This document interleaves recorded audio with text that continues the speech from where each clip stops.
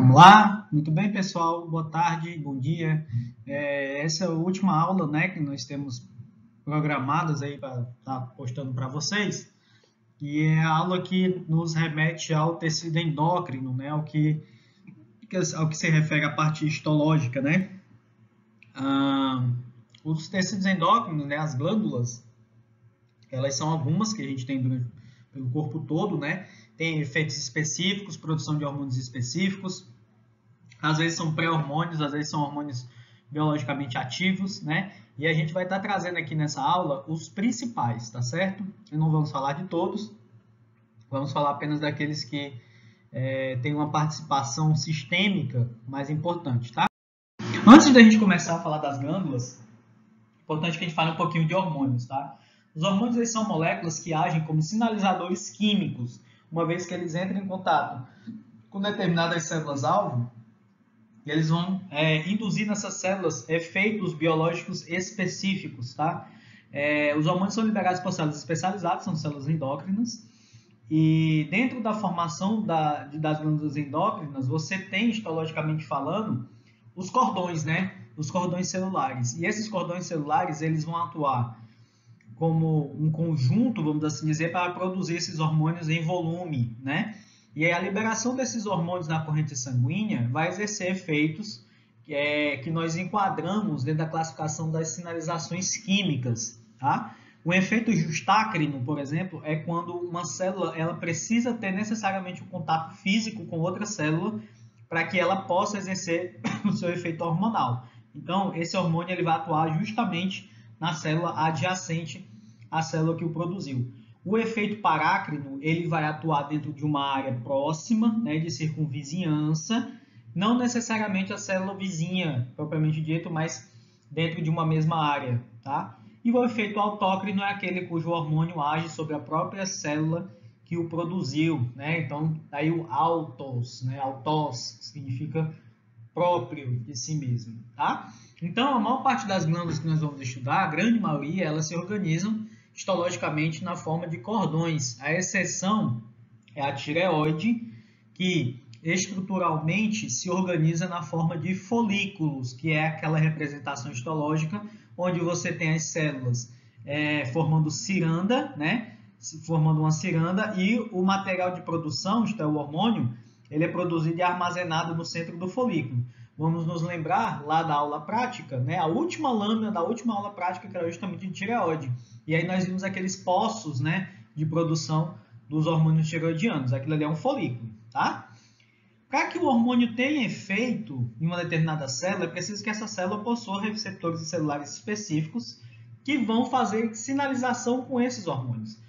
Do contrário, o hormônio não tem efeito sobre aquela determinada célula. Então tá aí. Os receptores celulares permitem a ligação com diversos tipos de hormônio e permitem um controle fino, isto é, os feedbacks ou a retroalimentação, quer seja ela positiva ou negativa. O primeiro hormônio que nós vamos estudar é a hipófise, também conhecida como glândula pituitária, tá? Ela localiza-se em uma cavidade do osso esfenoide, a cella túrtica, né? Esse termo cella túrtica, ela é um termo latim que significa cadeira turca, né? Ou cella turca de cavalo, né? Devido à forma desse osso que lembra a cella de um cavalo, certo? A hipófise ela se liga ao hipotálamo, que fica por sua vez na base do cérebro. Ela tem uma origem embriológica dupla, tá? Ela tem uma parte que é de origem nervosa e outra parte que é de origem ectodérmica. Daí ela vai gerar duas porções dentro da mesma glândula. A neurohipófise, que é a que está relacionada com a parte nervosa, e a adenohipófise, que é a que está relacionada com a origem ectodérmica.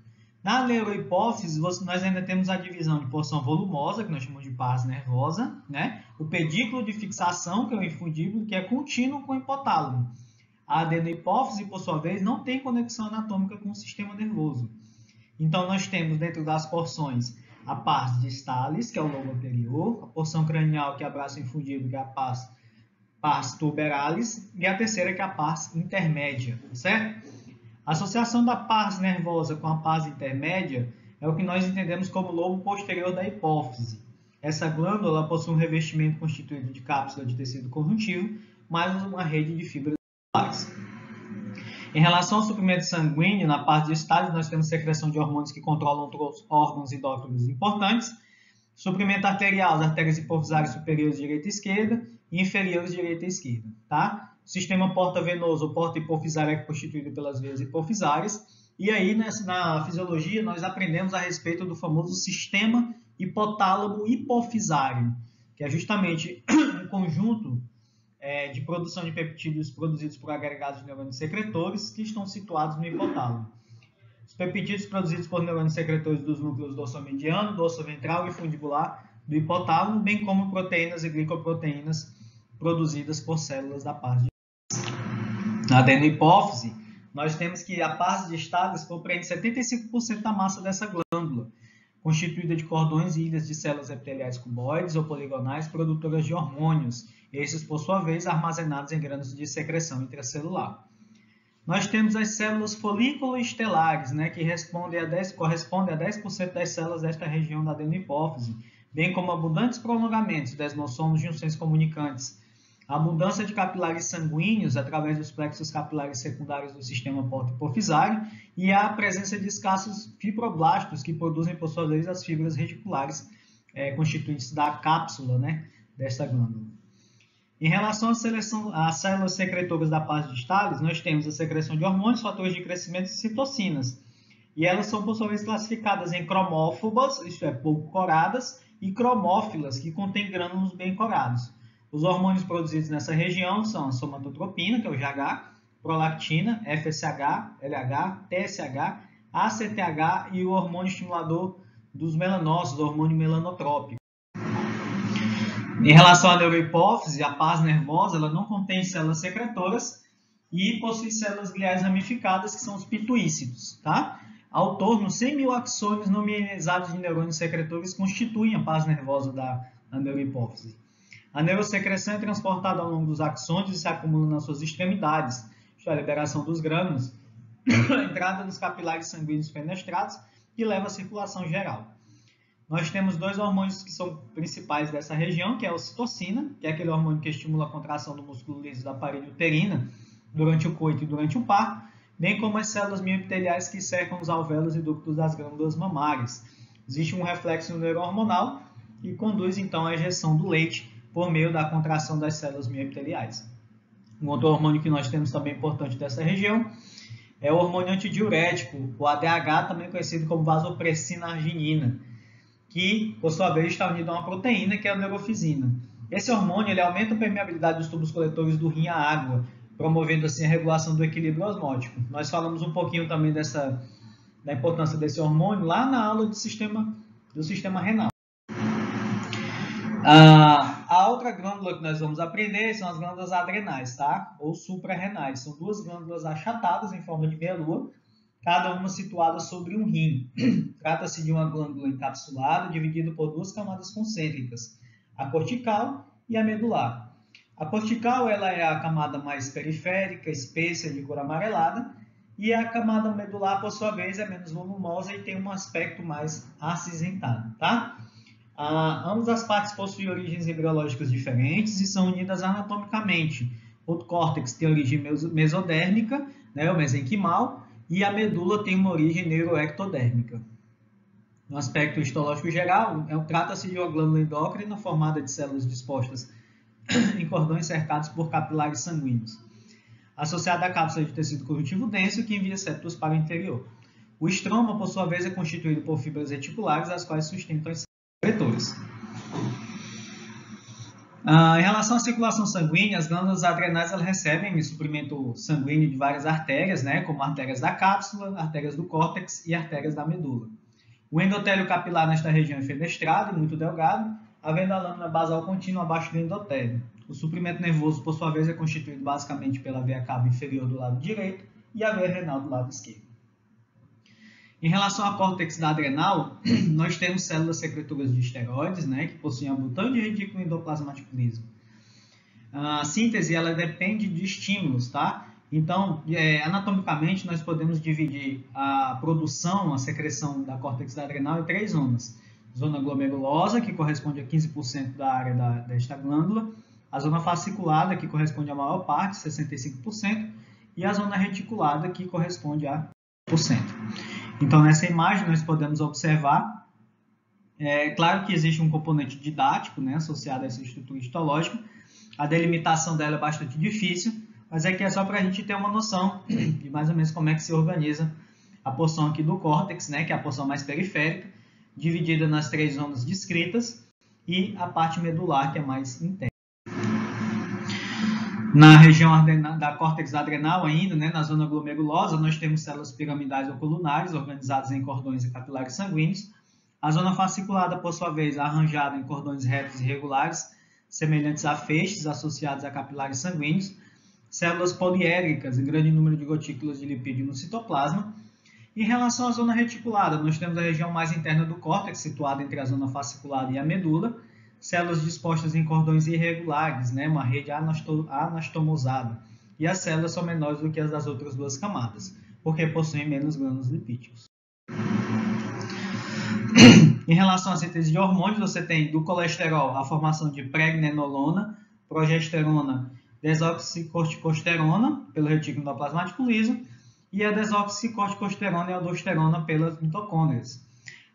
Os esteroides secretados pela córtex da adrenal podem ser divididos em 3 espectros, né? Os glicocorticoides, aí inclui-se, por exemplo, o cortisol, que é o hormônio do estresse, produzido, por sua vez, na zona fasciculada e na zona reticulada. Os mineralocorticoides... Espera aí, pessoal, só um minutinho.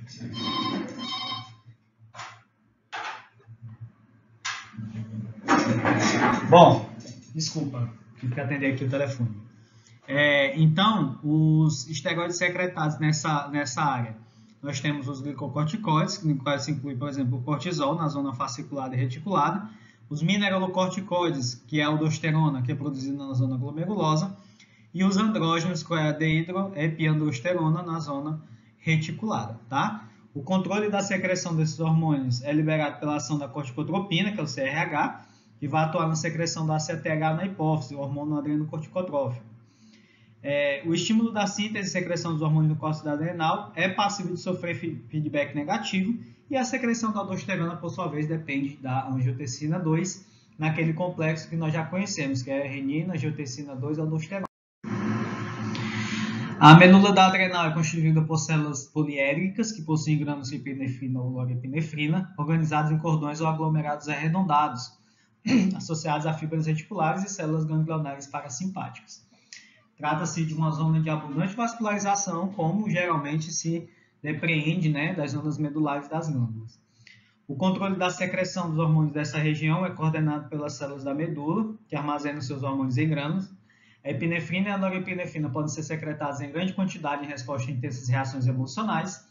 A mediação pelas fibras pré-ganglionares que inervam as células da medula e os efeitos de vasoconstrição, hipertensão e alterações da frequência cardíaca e efeitos metabólicos associados à elevação da taxa de glicose no sangue. Nesse caso, não há feedback negativo para esses efeitos. Aqui nós temos uma imagem de uma fotomicrografia, né, do corte histológico, onde nós podemos ver a zona glomerulosa, que é a mais apical, a zona intermediária, que é a zona fasciculada, e a mais interna, que é a zona reticular.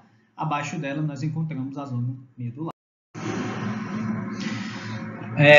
As ilhotas de Langerhans, que se localizam no pâncreas exócrino, né, nessa região, porque o pâncreas, como nós já vimos, ele tem duas faces, né? Uma face endócrina e a face exócrina. A face exócrina nós vimos lá na aula do sistema digestório, na aula de glândulas anexas do sistema digestório. A porção endócrina do pâncreas é o que nós vamos ver nesse momento, né? Que é constituído por grupos arredondados de células. Contém centenas de células poligonais dispostas em cordões associados à rede de capilares sanguíneos, células endoteliais fenestradas associadas a uma fina camada de tecido conjuntivo. Existem alguns tipos de célula que vão compor essas ilhotas, né, de Langerhans. Nós temos as células alfa, que vão produzir glucagon, as células beta, que vão produzir insulina, as células delta, que vão produzir somatostatina, as células PP, que vão produzir o peptídeo pancreático, e as células epsilon, que foram as últimas que surgiram, né, aí há alguns anos, se escrevesse essas células que vão produzir esse hormônio, que é a grelina, que está associado ao estímulo de fome e saciedade. Você tem terminações associadas a fibras nervosas, junções comunicantes que fazem a transferência dos sinais originados dos impulsos de inervação autônoma, e além disso, a influência mútua entre células por meio de substâncias solúveis que agem a curta distância, que seria o efeito parácrino que nós comentamos no início dessa aula. Então, nós vamos ter aí dentro das ilhotas as células alfa, beta, né, que vão produzir as suas secreções e vão lançar nos capilares sanguíneos adjacentes a essas células, tá? Nós temos aí a tireoide, que é uma glândula também importantíssima, responsável por produzir a tiroxina, que é o T4, e a triioditironina, que é a T3, né, que são os hormônios da tireoide. Glândula essa que se desenvolve a partir do endodermo. A tireoide, pessoal, é constituída de dois lóbulos unidos por um istmo, tá? E ela é composta por milhares de folículos tiroidianos, que é justamente aqueles que nós vimos lá na aula, né? Na aula prática. A parede ela é composta por epitélios simples, cujas células são também denominadas tirócitos. A cavidade dos folículos contém uma substância gelatinosa chamada coloide, e o revestimento desse órgão é fornecido por uma cápsula de tecido conjuntivo frouxo que envia septos para o parênquima, associado a fibras reticulares, que vão dar sustentação sólida para essa glândula. Trata-se de uma glândula também de abundante vascularização, associada a células endoteliais fenestradas dos capilares, né, que vai fazer com que haja uma facilidade maior de transferência dos produtos, né, desses folículos para dentro da corrente sanguínea. Nós temos também as células parafoliculares, que produzem calcitonina, que ao ser lançado na corrente sanguínea reduz a concentração de cálcio.